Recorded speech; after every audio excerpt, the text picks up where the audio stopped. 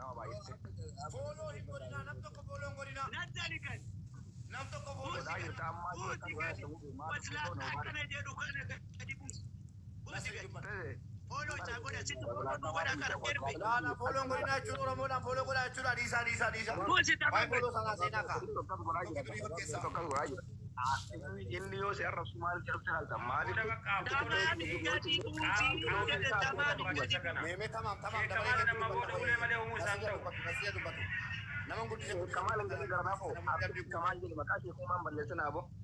ايش مشكلة ارتست جدي جانكا جدي فرعون جدي ايش دخلك ما لك كده من Tinggal malam dalam itu kawan dulu nasi sara. ثانك يو وري جبتنا كده زي كده توما ودو كوان وانجو ودو وانجو كورورا فولو نغدا سبورت نغدا Sera mana yang kalah?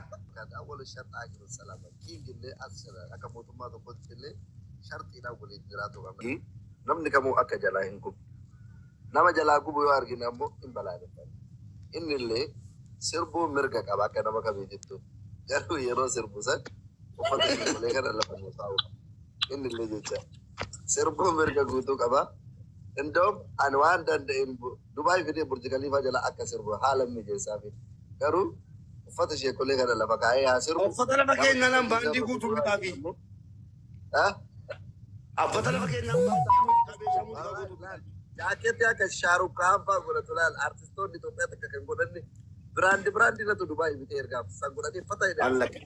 baru anwan tisarra mormu watak kafi takka ko rakko brakin ju boleh tikam anta ka gawa kingu mazal mormu ne kingi da yan anta yo barakko ko ba mishan janne kasige ru katin kam ne yo me kato kingi de ayla sinna seru ayla marabi yo kingi de garu uffata kana bicha shartin nufi kamalin jiddu juru kana boda akka fedhe sirbu akka fedhe ta'u tiktokiin isaallee jalaa gubatillee hin qarqaarraan nama isa tokkollee arginirraa dhoorgina garuu uffata kana innillee lafa nuu haa kaa'u kanaan wal kabajinee waliin jiraatu dandeennaa nu gaafadhu mubaaraki. Aye, lah amalan gafat dah hikati gafat male TikTok kiki famous atau aku beru jadi o. Shartii kana yoo waliin godhanne sii ta'a si waliin dhaabanna. Natala zema ke sekali sa wara besana si. Aye. Natala zema ke sekali si pamatan si san. dura dhagaya seriesi dubbat agnatee bitemna sagalee kiyya kana waraabani dhagaa ilmaan oromoo duraani irra diddiibaan dubbadhu ana akka jirtun dubbadhu ani artistii miti dandeettii sirbuun qabu ka sirbee artistoota oromoo jalaa sheer godhu uffata sirbaaf hin bitan akka namni kamuu uffatu akka namni kamuu ibaadaa amantii ofii ittiin geggeeffatu yeroo maraa uffadha.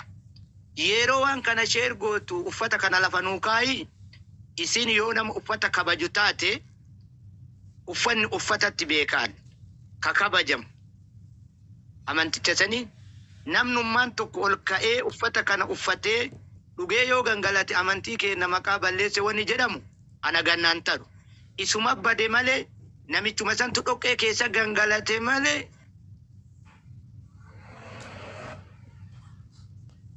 amantii dunyaa kaftee kafartee rabbi irraa uumaan balleessa. Nama rabbiillee uuma tokko jedhisan. Yaada kana waan amanuufan.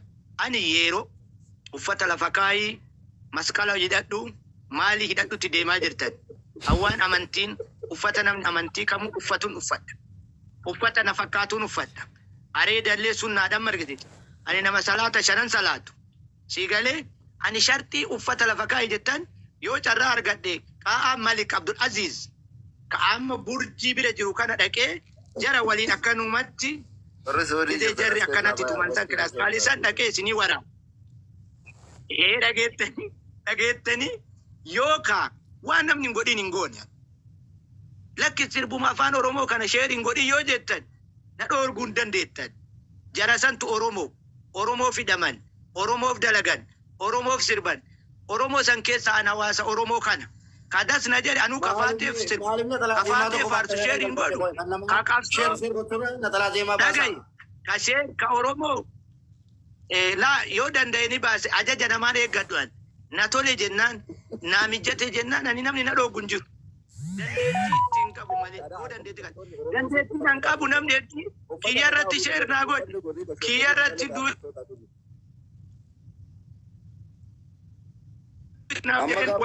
Shartiin amma Nasri Anolee kaa'e kun never waan fudhatama hin qabne atuyyuu ati uummata Oromoo kan artistoota Oromoo kan eega akkas ta'e Naasir Ismeeloo tokko eega akkas ta'e eega jechi Naasir kun fudhatama hin qabne yeroo tokko Naasiroo eega jechi isaa kun fudhatama hin qabne eega seerri inni lafa sii kaa'e kun fudhatama hin qabne tiktokiin kee gubachuun ati raggaxamuun itti fufa. Kana qofaa miti jechuudha. Kana qofaa miti. Barbaachisaa taananiin akka seeratittis akka heeratittis biyya isaa keessatti adabamtee luuyitti kee harkaa walitti dhabee duudette jechuudha. Kooluu roopilaa irratti fe'amtee Itoophiyaa galuuf jirti.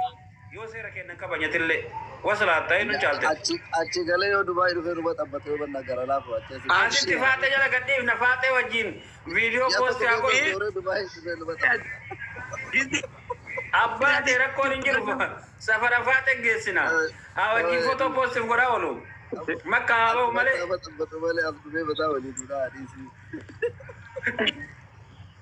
Kanaaf seera keenya fudhatte taananiin kabaja qabda. Seera keenya didde taananiin tiktokiin keellee gubachuun hin hafu. Namni illee si raggatuun hin hafu. Leenci illee hin jiru. Dhaabbiin dhaabatti kunillee fudhatama hin qabu. Oromoon siimi kasii oliitu mataa qabachiisee jiraachise. Kana beeki jiraadhu dhaggeeffadhe. Abdii okomeellee dhukkaamsine garuu dhiifama nu.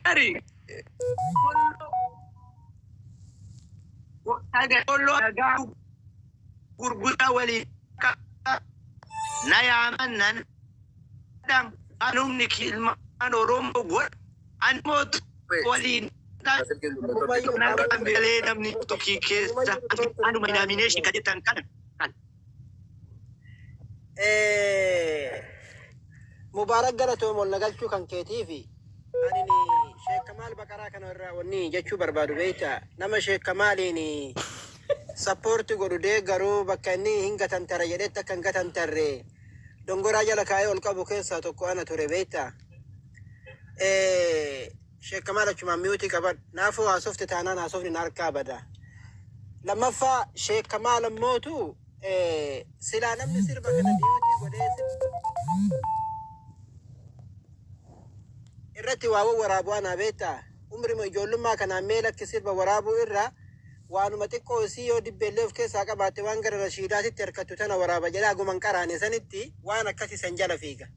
Kanuma qululluu ta'ee dhaabadhu kana kanuma amaamaa koffiyyaa waan akka madawwaraa ofirraa hin qabne kanayyuu waan akkasi sanniin jala fiiga. Maaliif jennaani xiqqoon sii waan sodaa rabbii wayina keessa dhagamte waan na fakkaatu. Deebisi muu beenaa sirrii nuun deebisi.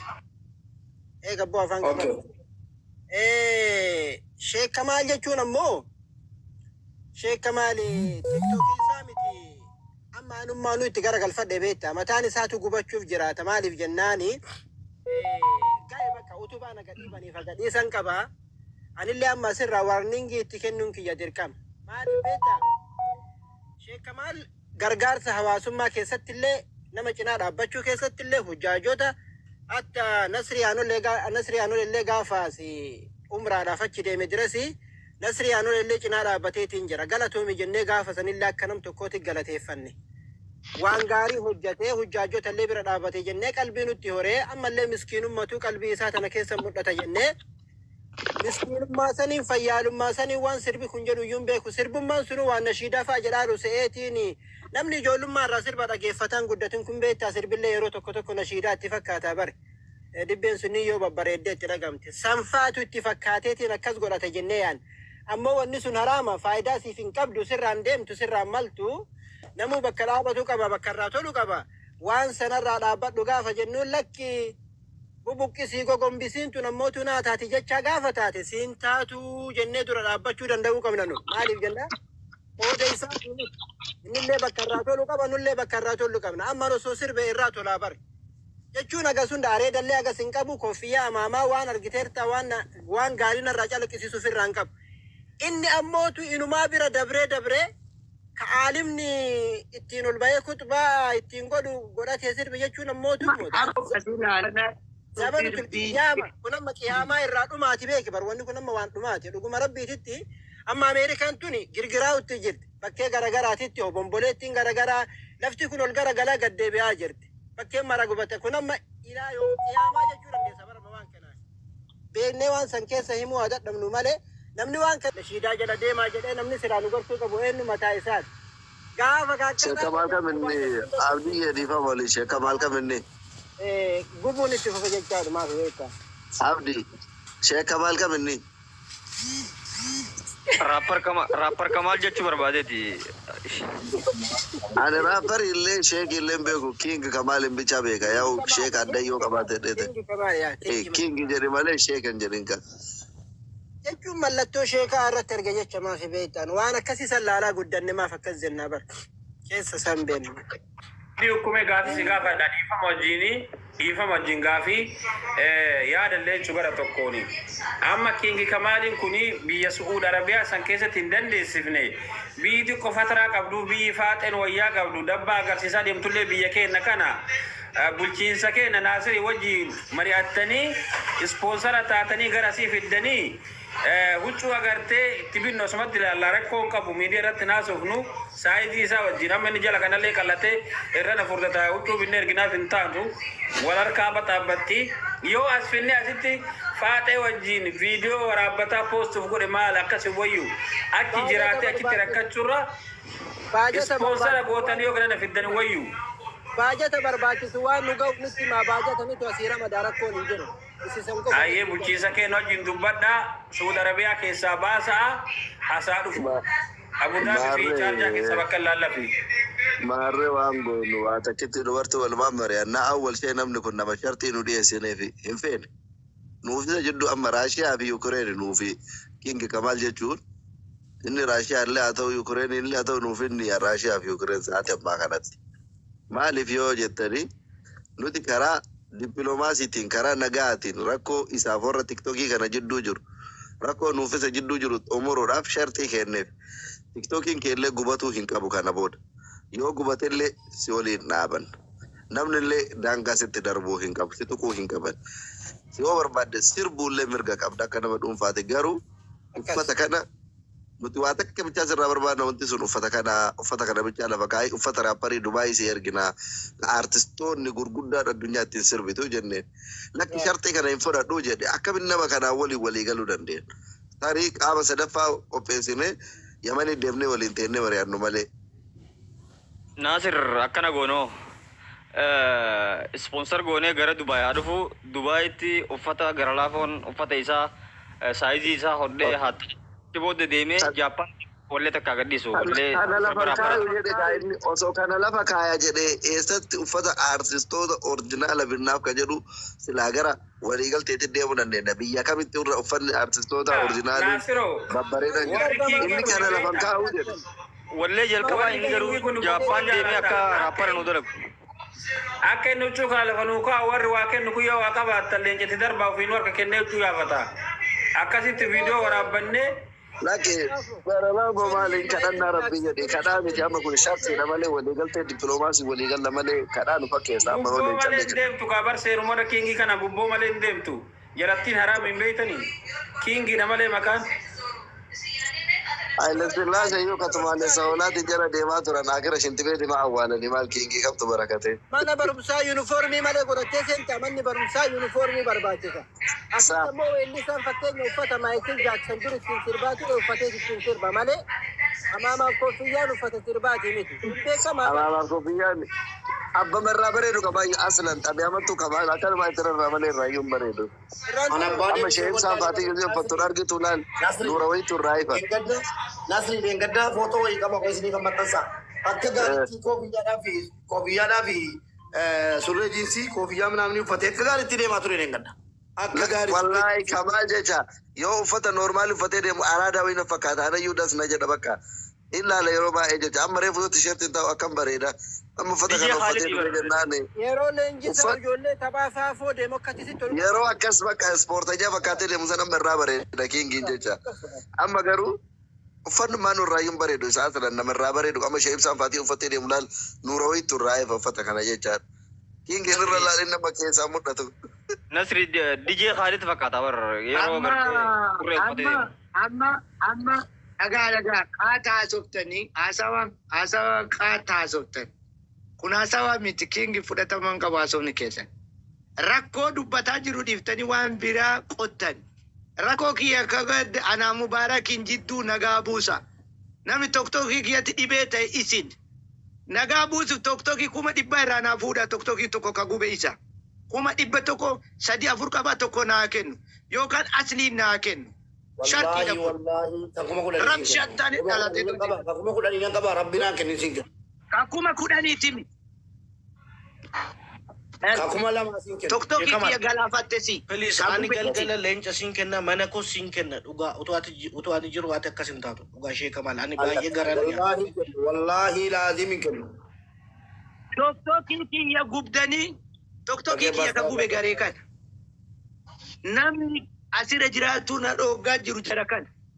Feema soota kaniin. Gizee meeqa? Nasri anuu afaan bahee manan jedhe yoo waan ati goote du'itu godhadhe. Uffanni sirraan bareedu.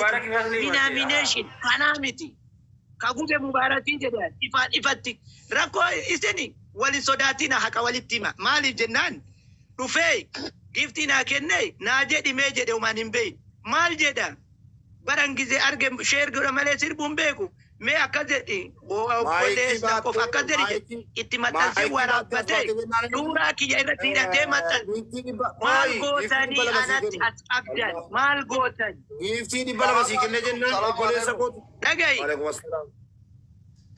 warahmatullahi wabarakatuh. Yooti qabadha. Jabaraa gara Inda dok kena baca tu kiyya gubsiisa. sagalee kiyya jira. Doktor. Ayyee. Utubaan gadhiiban qabaa gadhiisan qabaa jedhani waa'ee namicha dayyuusa kana dubbatu hin barbaadu tokko faratti inni maqaa kiyya dhoownan ol seene. Ani waan jedhu nama baay'ee as jira. Badhee teettanii maqaa namaan balleessina. Tokkoffaa ani tiktookii keetii miti.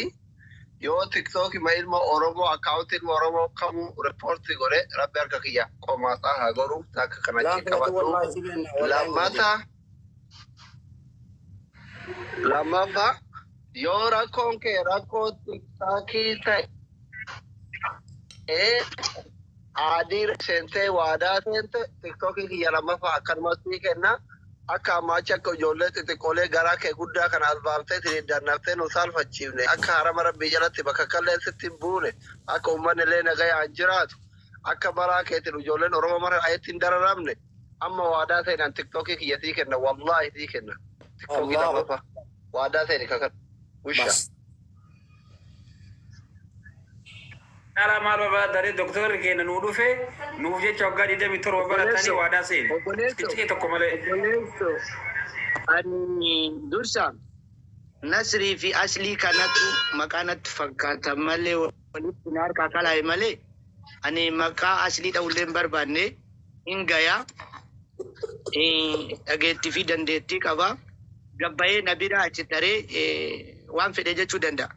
Dogongoraan maqaa isa dhahe malee maqaalee isa dha'uu hin barbaadne. Ka dubbataa jirullee Nasrii fi Aslii kana walitti na harkaa dhufe Nasrii immoo Aslii barbaadaa naan jedhe ka dubbii dhiibullee dhageettanii laa siidee jiru. Haadhaa fi qubee haa irraa kan qabu qubee naa irraa kan qabu osoo addan beekne nugusa ta'uu deemtaa. Mirqaanatti harkaawwan dhiisin asirra mirqaana. Maqaa isa yeroo baay'ee ittiin kaayoon keessatti na xiqqeessuu na arrabsu an dayyuusaa miti. Ma'anaa dayyuusaa yoon beekin dayyuusa naan jedhe malee an dayyuusaa miti. Dayyuusni nama akka kiyyaa kanaa miti. Ka waggaa guutuu odoo na arrabsin turte atuu gabbaatee akkasitti nannaa jira ka haati akkas ka diirtu haatee sale naan jette san.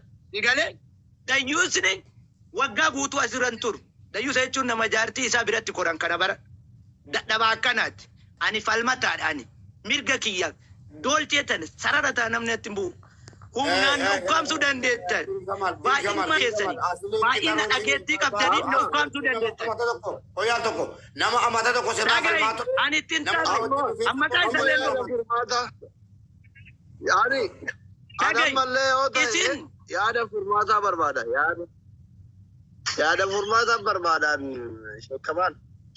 Sheek Kamaal ani yaada furmaataa barbaada Isa anama bar qaata namni ishee irratti godhaa jiru ture dhageeffadhee asli mubaarakiin fa'aatu dura feematota jechaa turteen erganne asli fa'aa riippoortii irratti godhee waan itti jettee fi ani dollomamuun barbaadu akka atilee karaa kiyyaan dollomamaan taane diliin tabiraatu si geessise.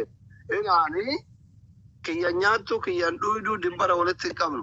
Sigalee fillee mammaa keessi himeen utubaa na gadhiiban qabaa gadhiisan qabaa jedhe mammaa kee dubbadhe dura. Ani waa'ee kee dhiiseera keessaa baheera. Feetu dannasuu miti qullaa yoo dhaabatte ayaa gamanyu. Garuu tiktookii keetimi yoo kama ilma Oromoo kamuu riippoortii godhe rabbi harka kiyya qomaaxaa haa godhuu jechuun si sodaachuu miti. Biyya makeetuu quban qabu jechuudha. Hin agarreeyyu. Sigalee ambar yoo ati akka tokko tokko godhattee boottu malee osoo xiqqasho uffata kan akka ijoolleen jettu ofirraa baafte natti tolaa yookiillee ati sirbitu akka gandaatitti illee artistiin qabnu duuba jirta. Arsii baa keessa artistii gaariin qabnu bar osoo nu sirbite natti tola amma ijoolleen jimmaa artistii qabdi ijoollee akkuma ganda gandaatittuyyuu arsii sadiin keessa amma arsii baa keessa artistiin hin jiru biyya alaa kana sigalee ati osoo nu artistii magaarii sanuu taasisan tola amma isa mubaarakilee garii isaa qinfidee sirbisiisaa qamaasisaa na hin haamsisu ijoolleen harargee rammee fide sigalee nuti amma nasriin faantillee artistii qaban kun waan hin fa'aa jira. Sigale ijoolleen paalillee amiin fa'aa jira nuti akka arsii baasitti ikkoo duuba jira artistiin qabnu baran quuqama kiyya dubbadhaa baratti gubata kiyyan beeytu faaraan ta'in waan wayii dhabee gubataaraan sigale polotikaan beeytu gisee namni aaree waa dubbatu. Sigale amma ati warra as keessa jiru kana keessa dhagayi anaaf tametti anta warra ammoo asirratti jiru keessa kunoo caffee faarra hundarra anaaf tametti anta lafaan jechuu anaaf tame profeesarii kanatti dhalootati. Ani kasiin jechuu barbaadu rakkoon kee yoo rakkoo tiktaakii ta'e tiktaakiin kiyya kalammaffaa 70,000 sii kenna. Nama walitti hin bu'in akka nama kamiitu isteeppii kee amantii qofa osoo hin taane namni isteeppii ofii jiraata bar. Sagaleen kiyya jira isteeppii kee eeggattee ati amma isteeppiin kee umrii 50 keessa jaarsota umrii 50 wajjin faxaa jettee faaxee hiriyoota haadhateennaa akkoo ta'e nu taatu janataa yoo jiraatte rakkoo miti. Isa gabbuutee akka ilmoo xiqqaatti daa'ima dhalateetitti uffata guddaa kana guddattee zarraaf naqabaa gannadhiisaa jettu kana saalfanne malee hin dandasinii miti qullaa yoo dhaabatte rakkoo miti garuu sirraan bareedu. Maaliif yoo jette akkaataa ati uffattu kanaa fi akka ati godhantu maachi waliin goone riimaash gochuu qaba wanni gootu tokko. Ati amma osoo akka teettee nu gorsitee nu arrabsite yoo suusii arraballee qabaatte haajaa keessa bayattee rakkoo miti.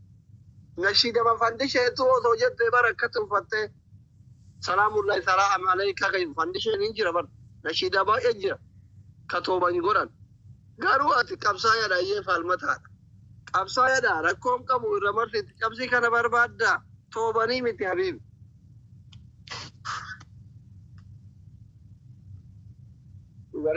Anamma karaan gabaabaan kiyya yoo rakkoon kee rakkoon fooloo ta'e tiktaakii kiyya sii kenna. Yoo rakkoon kee rakkoo ummatuma rabbashaa ta'e homaa waan sii godhuun qabu. Riippoortii kan jedhallee namni riippoortii sirratti godhuu hin jirallee jedhee yaadu sintuu ulaagaa community standardii eegaa hin jirre. Ani waan ofii sirratti gubatu natti fakkaata. Amma reengadda haadha wayii geeggessaa jirta. Eenyummaa isii ol qabaa jirta. Eenyummaa nama agarsiise nama lakkoofsa barreesse remove godha tiktookiin. Ina ka haadha seenaa 100 wayii lafumaa ka'ee gubate. Inboxii irratti riippoorta yoo laaltu footoo seenaa waan akkasii daa'imaa asirra biddee waan jedhu jira jechuudha. Kanaaf ani tiktookii kee nama riippoorti godhe jedhee sammuun kiyya hin amanu. Yoo ka riippoorti godhe jiraate immoo asi dhiisanii atillee uummata rabbashuu dhiisi. Yoo rakkoon kee rakkoo tiktookii ta'e tiktookii kiyya sii kennaadha gabaabumatti. Yoo uummata kana hin dhiisa jettu.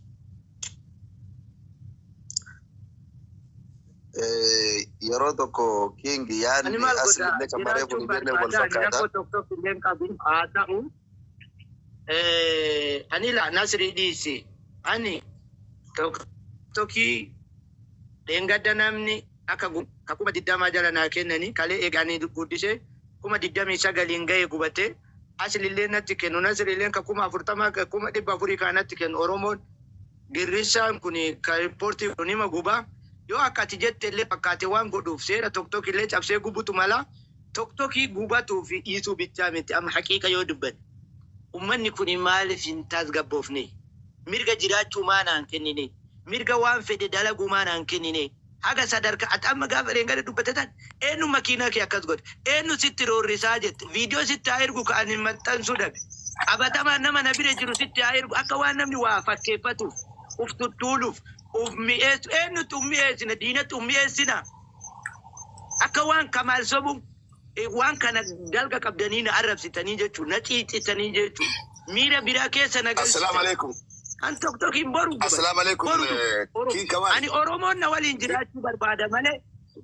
أورومون نوالين جراتو بربادة ماله. نوبتو جرا بربادة ماله. توكيمي. كم سنة لا يبيدو في جنة نما برا نوردو. جامع كمال إيه يروتو كم دقيقة ما تكبر كان. أيه. Oke, capek ya dubar kong kamu. Iya. Fayyade. Assalamualaikum sindro. Waalaikumsalam. Ani dubbin naata dubbiree funa sin jennaate namni tokko waan fedhu dalaga. Gurbaa kana waan inni fedhu dura dhaabbachaadhaa jirtan. Kiin Kamaal hawwiinsaa fedhiinsaa wallisaa jabaatee as bahu yookaanis sosoa yookaan daansara jabaatee as bahudha kaayyoonsaa. Waan kana godhuudhaaf nuti mara konteenya Kamaal irraa miti Kamaal daansanyaa ta'uu danda'a, wallisaa ta'uu danda'a, raappara ta'uu danda'a, rakkinni keenya tokkichi